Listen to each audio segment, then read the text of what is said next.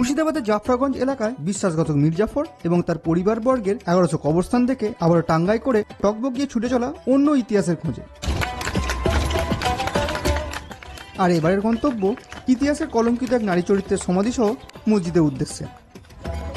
জীবন্ত এক নারীর কবরসহ ভগ্নপ্রাপ্ত মসজিদ দেখতে চলে এলাম মুর্শিদাবাদের লালবাগ অঞ্চলের এই এলাকাটিতে। ইতিহাসের এক ভয়ঙ্কর নারী চরিত্র যার ভয়াবহতা ও পাপের শাস্তি হিসাবে জীবন্ত অবস্থায় কবরস্থ করা হয়েছিল এই স্থানে।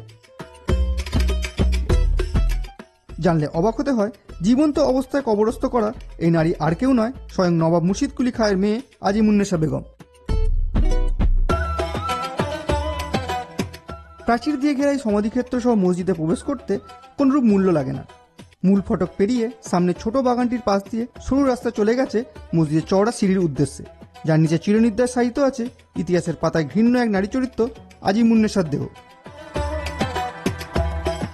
আজিমুন্নেসার বিয়ে হয়েছিল উড়িষ্যার সুবেদার সুজাউদ্দিন মোহাম্মদ খানের সাথে।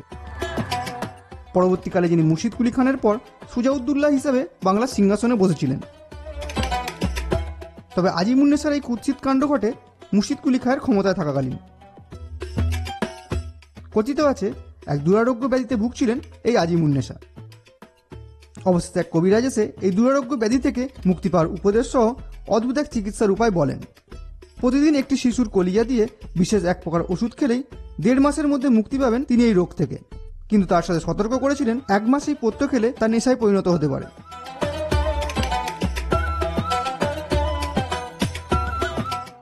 সবকিছু জেনেও আজিমুন্নেসা রাজি হন এই অদ্ভুত চিকিৎসা পদ্ধতিতে।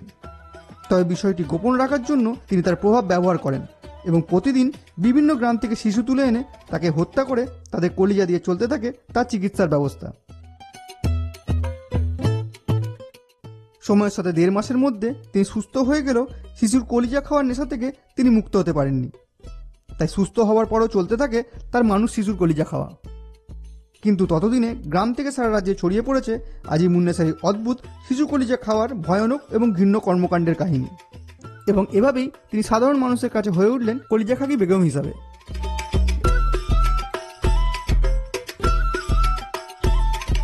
সময়ের সাথে এই ঘটনার কথা জানতে পারেন মুর্শিদ কুলি খাঁ, এবং বিষয়টি সত্যতা জানার পর এই স্থানে আজিমুন্নেসাকে জীবন্ত কবরস্থ করেন তার পিতা মুর্শিদ কুলি খাঁ।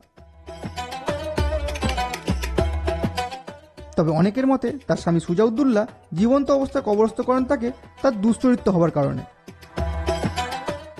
মনে করা হয় আজিমুন্নেসা একজন প্রভাবশালী নারী হওয়ার সাথে বহু পুরুষের আসক্ত ছিলেন, তাই প্রতি রাতে নতুন পুরুষের সাথে রাত কাটিয়ে ভোর রাত্রে খাবারে বিষ মিশিয়ে তাকে হত্যা করতেন। একথা জানতে পেরে সুজাউদ্দিন তাকে জীবন্ত অবস্থায় কবর দেন এই স্থানে। আজিমুন্নেসার সমাধির পাশে একটি মসজিদের ধ্বংসাবশেষ দেখতে পাওয়া যায়, যার বর্তমানে শুধুমাত্র একটি দেওয়াল অবশিষ্ট। মনে করা হয় আজিমুন্নেসা স্বয়ং নিজেই তৈরি করেছিলেন এই মসজিদটি, এবং কাটরা মসজিদে মুর্শিদ কুলি খাঁয়ের সমাধির মতো আজিমুন্নেসার কবরও সমাধিস্থ করা হয়েছে এই মসজিদের সিঁড়ির তলায়। মসজিদে আসা মুসল্লিদের পায়ের তলায় থেকে পাপ মুক্তি সহ পুণ্য লাভের আশায় এই ব্যবস্থাপনা। তবে আসল সত্য যাই হোক, মুর্শিদাবাদের ইতিহাসে 300 বছর পরও আজও মানুষ ভয়ে আতঙ্কে শিউরে ওঠেন নিজের পিতার হাতে সময়িত হওয়া শিশু কলিজা খাগি আজিমুন্নেসার কর্মকাণ্ডের কাহিনী শুনে। তাহলে বন্ধুরা, মুর্শিদাবাদের ইতিহাসে এই ভয়ানক নারী চরিত্র আজিমুন্নেসার সমাধি এবং তার মসজিদের ভিডিও দেখে কেমন লাগলো অবশ্যই কমেন্ট বক্সে জানাবেন, এবং ভিডিওটি ভালো লাগলে অবশ্যই লাইক দিয়ে পাশে থাকবেন।